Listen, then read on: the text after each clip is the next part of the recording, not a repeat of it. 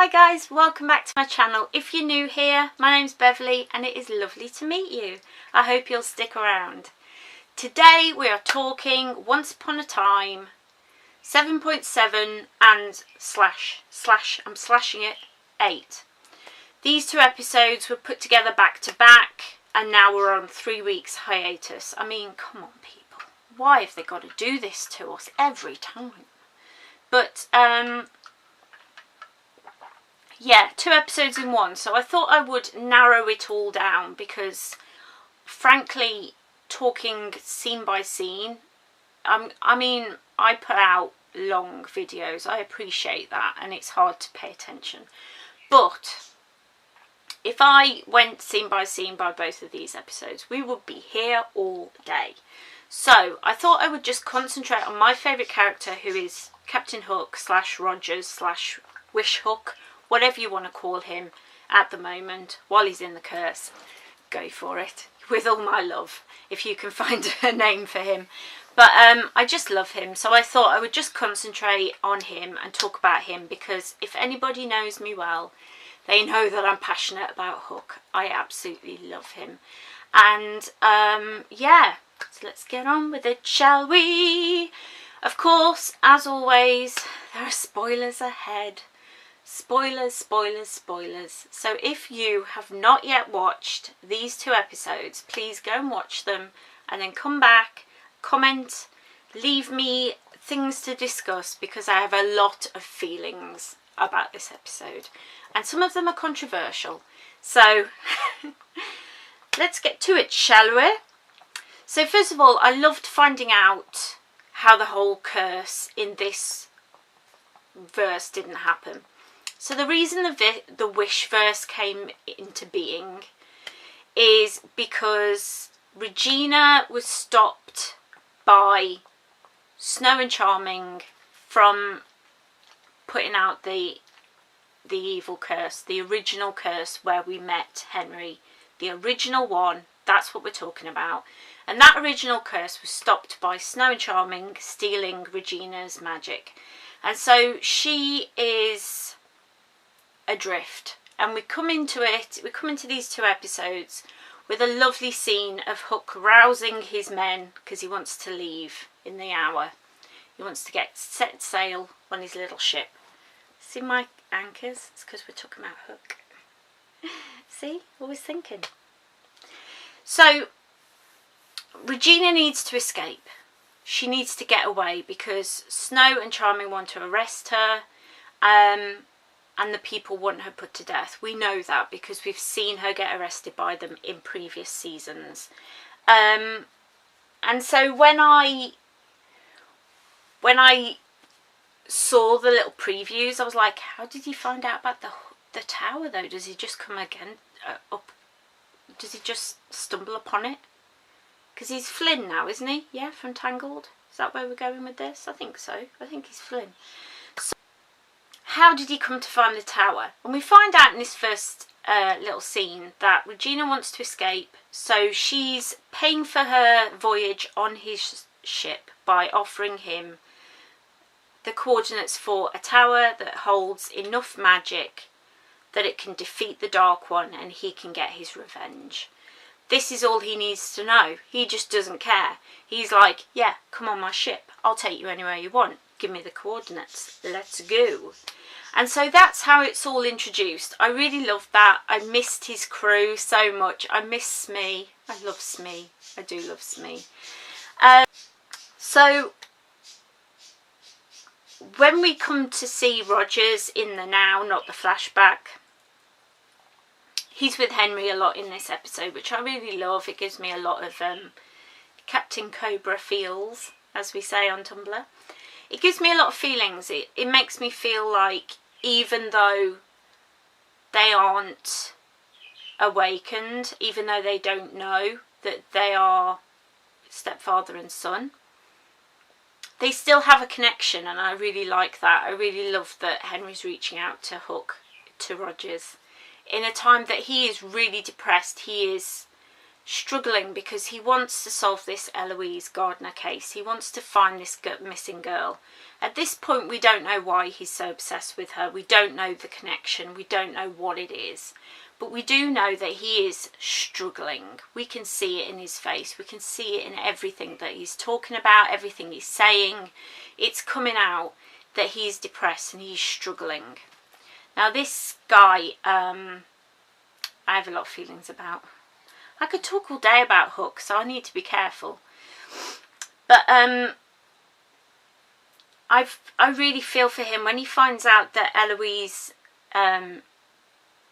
is dead. He falls into a deep depression, and I really hate that. I really hate that he's made to feel that kind of deep depression. It really hurts me as a fan. If you've ever been a huge fan of a character, if you see them struggling, it really makes you suffer. And so I hate that. I love seeing Hook climbing the tower with his little hook. He is disabled. I'm disabled. We both struggle with things. And yet, we still have this feeling, and most disabled people do, that you still want to do things that you used to do. You still want to be a full person. And Hook finds a way to keep being that full person that he's always wanted to be. And he does that by carrying on, you know, working the rigging on his ship, climbing towers like a badass, even though he's just got a hook. I mean, the strength he must have, the muscles he must have. So yeah, that really, I love seeing people who are disabled on my screen. We've seen it a few times. A few of my favourites are Raven Rays from the 100. She ends up having, I think, epilepsy. She's disabled. She can barely walk. She's got back problems. She's got a leg problem.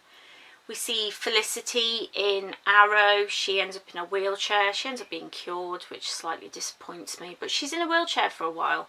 And it just shows that people are starting to want to see us disabled people on their screen. And it's lovely to see. It warms my little cockles in my heart.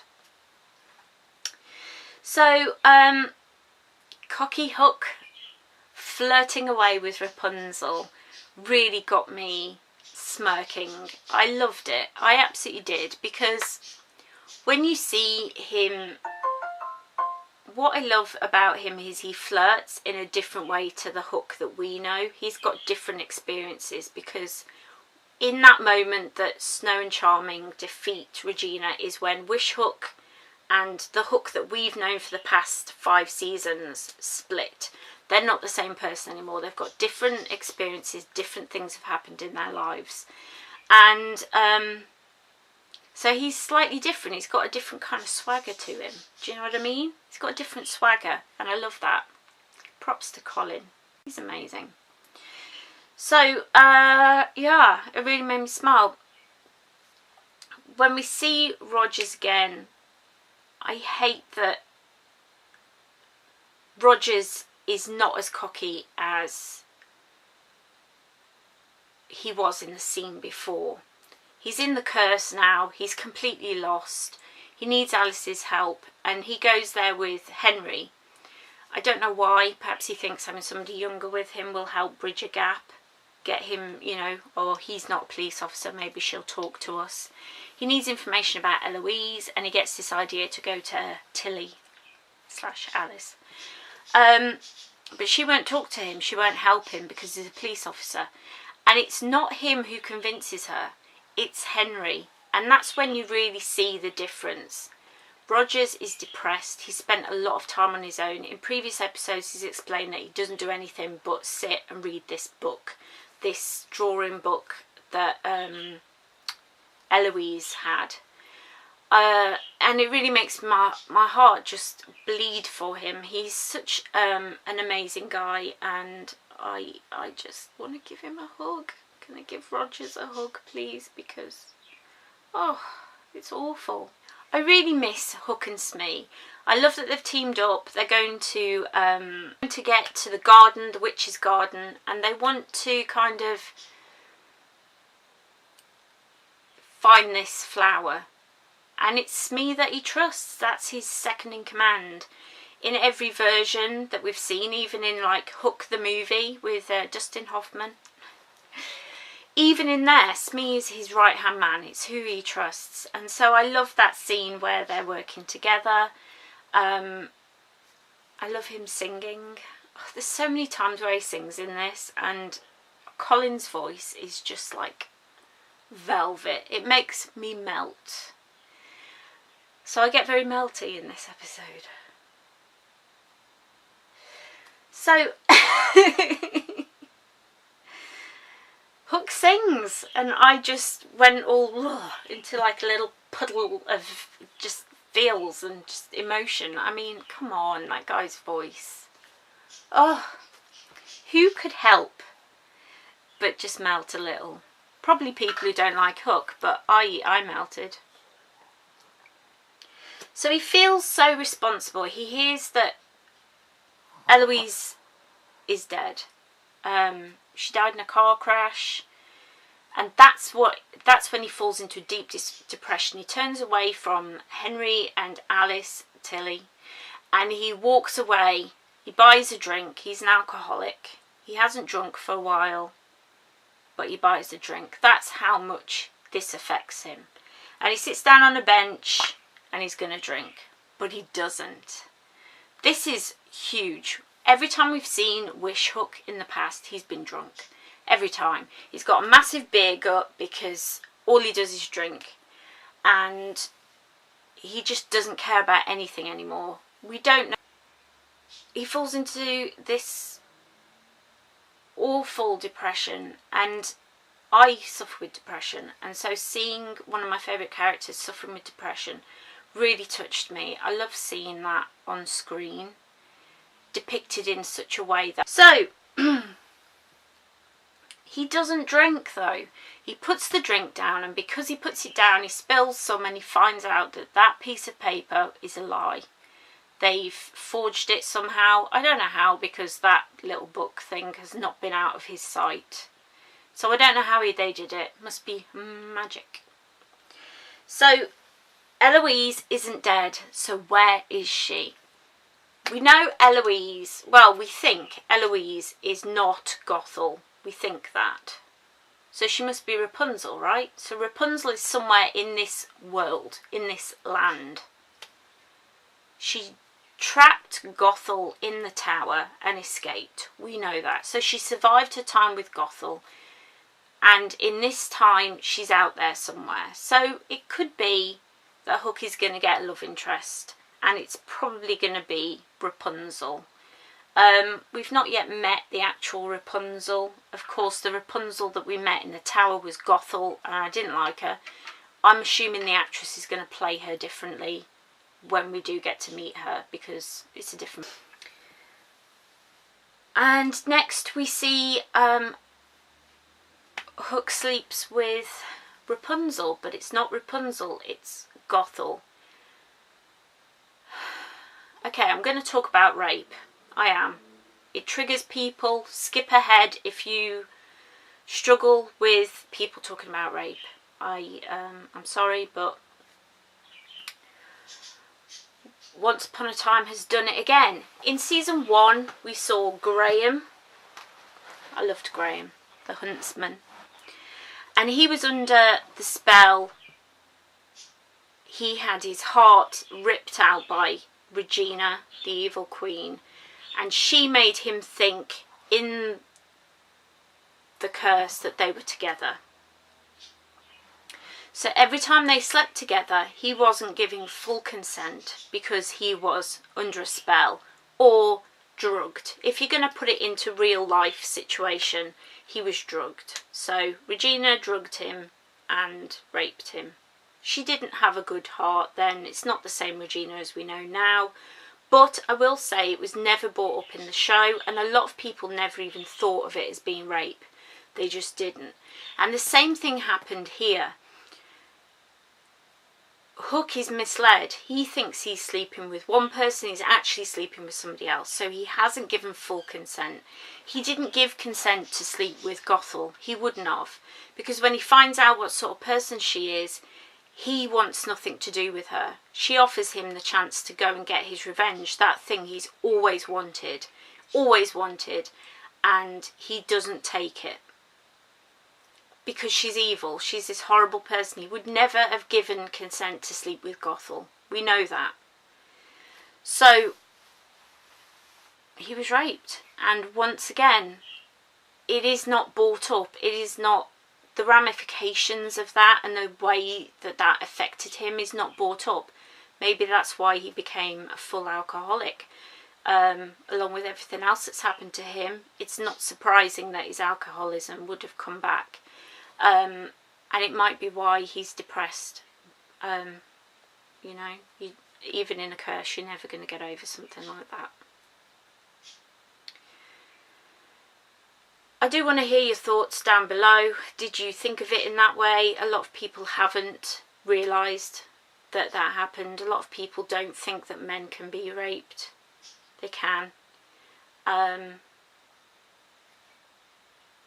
So yeah, we've dealt with it. We've talked about it. I didn't want to just leave it there because I feel like I have a duty to talk about these things, because sexual assaults happen all the time to people, and a lot of the time they're not brought to justice and they're not believed. And I think it's because TV shows, most of the time when it happens to a man especially, don't depict them being dealt with. I hope that Gothel is dealt with at some point, but at this moment she's not. He's trying to keep everything away from Rogers. He's trying to stop him from finding out who Eloise Gardner is. I don't know why. I don't know whether Rapunzel is evil in this verse, whether she does horrible things, or whether it's that if he finds her she's got some sort of curse on her. I don't know. We don't know as a whole. We just do not know. It's frustrating, but I'm hoping we'll find out at some point. But yeah, Weaver is part of the whole conspiracy. I hate that he's helping keep Rogers away from her, and I hate that. Once again, he is being mean and horrible, and once again is the enemy of the day.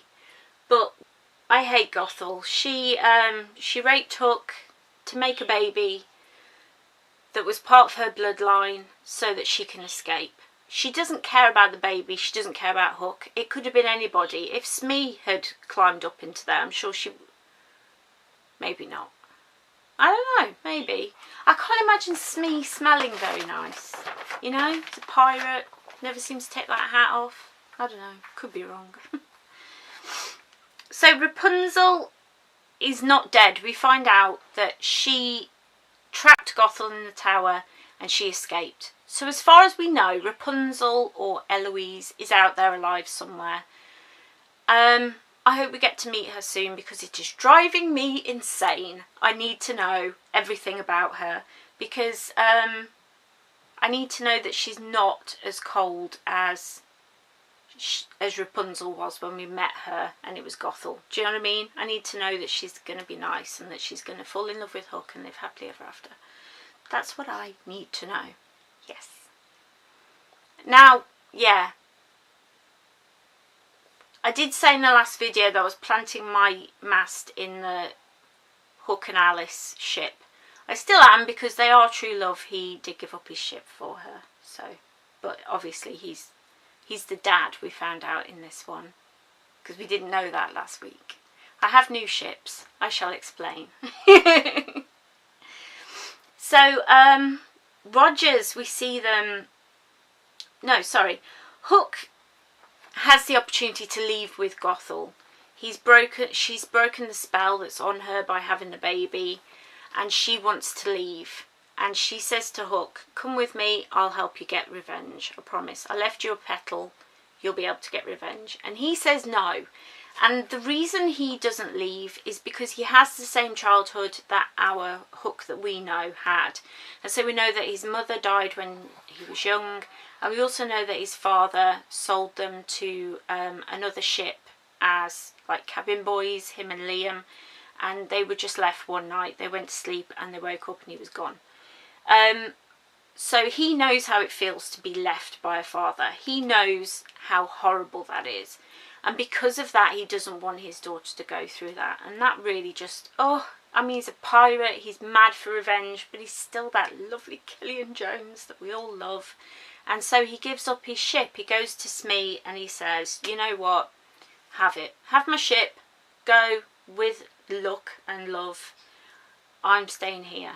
And Smee, bless him, says the ship will always be yours. But as we saw with Emma in our Killian from the first 5 seasons, he gave up his ship for her, and that's signifying that Alice is his true love. And I think that's beautiful, that his child is his true love. That's who he's supposed to be with. He's supposed to be with Alice. And as we know, he spent the next years there at the tower, trapped with her, looking after her and playing chess for hours. I'm gonna cry. Oh, it's just so lovely, isn't it? Oh, I love Hook so. Hook was singing that lullaby to baby Alice and names her. I mean, I think he might have got the whole audience pregnant. I think he might have done. I mean, how can you not just fall in love with this guy who's this evil pirate alcoholic who's off seeking revenge on the Dark One, the most evil person there is in that verse. And yet he gives it all up and sings little lullabies that his mum used to sing to him. I mean, come on, people. This is just, oh, it's too much. It's too much. I can't cope. I feel so sorry for lost Tilly. She's being used by Weaver, and you can see in her face that she just feels like she's been led astray by this evil man. For so long she thought that he was the person who was helping her, who was guiding her. And this happens to a lot of people, a lot of children who are homeless, who run away from home for whatever reason. They can get sold into child slavery, they can be murdered, they can, I mean, horrible things can happen. And it just highlights that this girl who's been doing her best, who's been trusting this man, has been led astray by him all this time. And what makes it worse is he's woken. He knows the truth and he's still doing it. He knows that that's Hook's daughter and he's still being evil. I mean, come on, how can anybody still be standing up for Rumpelstiltskin? I know he has like his major league huge fans. And I love the actor, Robert Carlyle. I have since I'm a child. I love him so much. He's amazing as Rumpelstiltskin. But the character is just beyond, isn't he? I just can't cope. We see Drusilla. She just wants to be getting revenge. She wants to be free of Victoria and she doesn't care.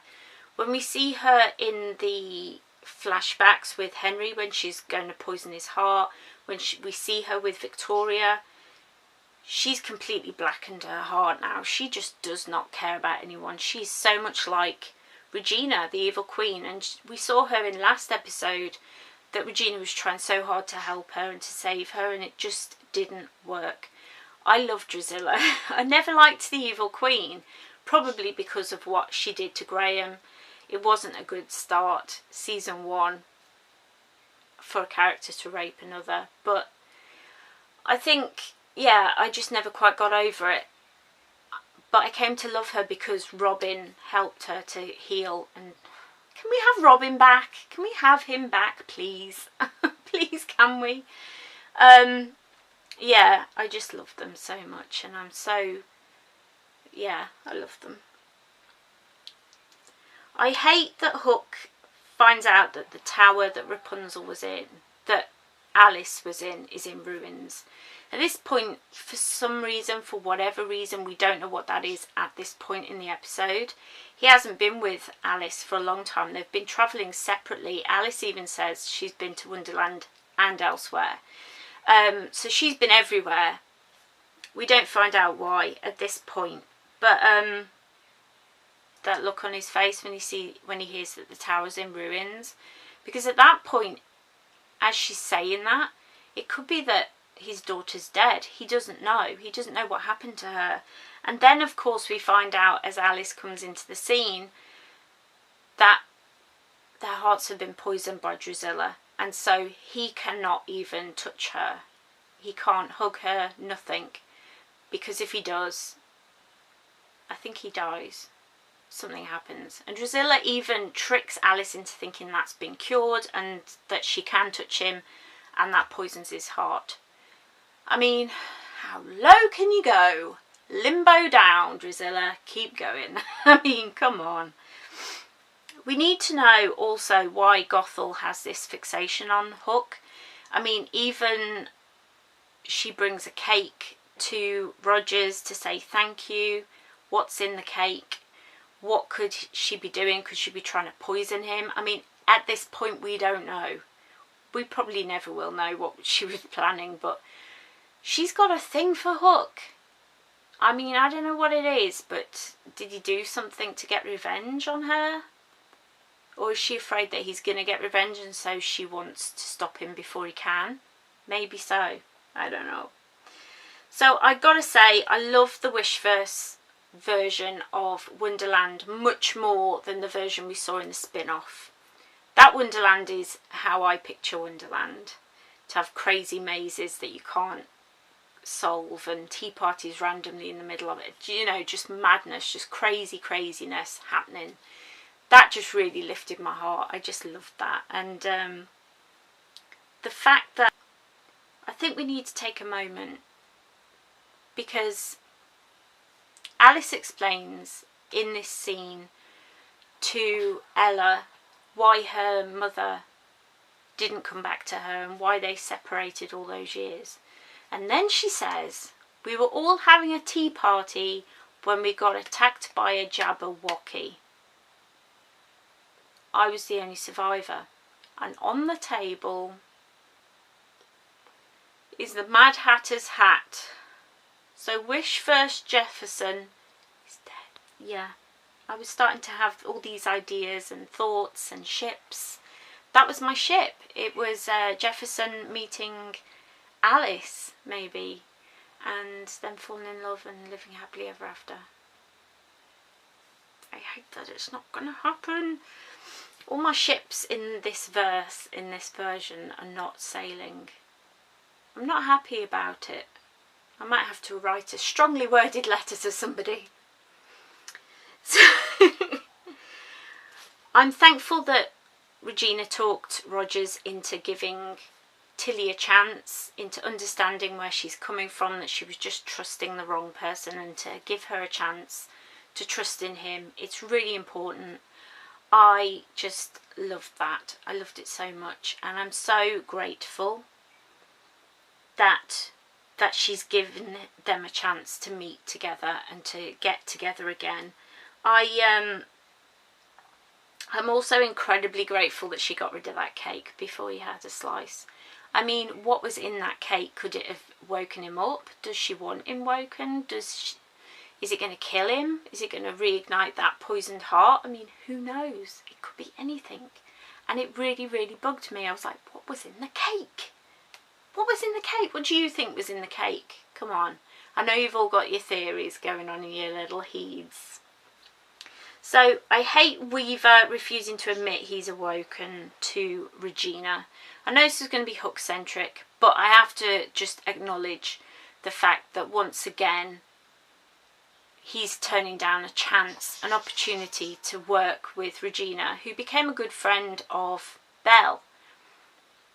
We saw in the last episode that he was explaining in a flashback that everything that we'd seen with Belle and him, that he wanted to get rid of the Dark One's dagger in the right way and not spell somebody else. so he could go and be with Belle. And this opportunity pops up once again, and he turns it down. He pretends that he's still hidden, that he doesn't know what she's talking about. And it's at that point that Regina knows, okay, forget it. You're letting Belle down again. Forget it. I can do it myself. I hate that he keeps being given these opportunities and he keeps turning them down. It just really bothers me. I hate it. I really do. Hook, unable to see Alice, is so hard to take.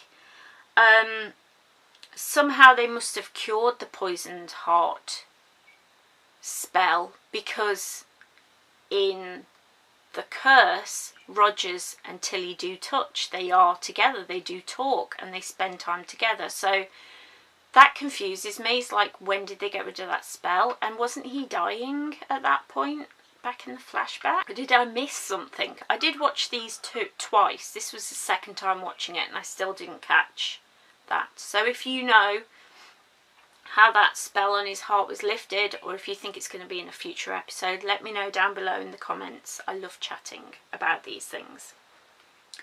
I hate that Weaver used and hurt Alice. It really bothers me. She was a homeless girl looking for somebody to look after her. I know she shot him, but let's just put that aside. She was sick at the time. She's a mentally ill girl, and he's using her, and he's being horrible to her, and it really bothers me. So I hate that. Just take away the fact that she's the daughter of Hook, who is his enemy, which gives him a reason. Still, who would do such a thing? Oh, of course, Rumpelstiltskin. Rogers and Alice playing chess together, and him going and saying, look, I'm sorry, but here's some chessboard and we can play weekly. Him reaching out to her just really, really warms my heart. I cannot tell you how much I love that. So much. I need all the Hook and Alice fan fictions that you've found, all the Hook and Alice stories, pictures, gift sets, everything. Link it down below. I am obsessed with these two. I love them so much, and I just can't wait for them both to be awake and to know who each other are. And yeah, I love it. Both Alice and Hook at this point are suffering with depression. They've both had their hopes dashed, and they don't know what to do with themselves. I love that they've got this chance to find one another and to help one another, and I'm really looking forward to seeing that happen. And I really can't wait till the next episode, and I've got to wait 3 weeks. How are we supposed to wait 3 weeks? Please tell me. Please, please, please. Fanfiction. That's how we'll make it through. So that's my little rundown of the 2 episodes. I tried to keep it as concise as I could, but you know me, I'm not very good at that, sorry. Yeah, leave all your comments, all your things, all the links down below. I really want to discuss everything with you all, because I have 3 weeks to try and get through, and I do reply to every comment, so please leave me a comment. I really love that. And while you're at it, why not subscribe, ring that little bell so you get notifications every single time I upload, and like this video if you want more Hook conversations, because I have a lot of Hook to talk about. And if all the different versions of Hook confuse you, I'm thinking of doing like a history of Hook kind of video. If you'd like that, let me know. And yeah, I will see you all next time. Bye.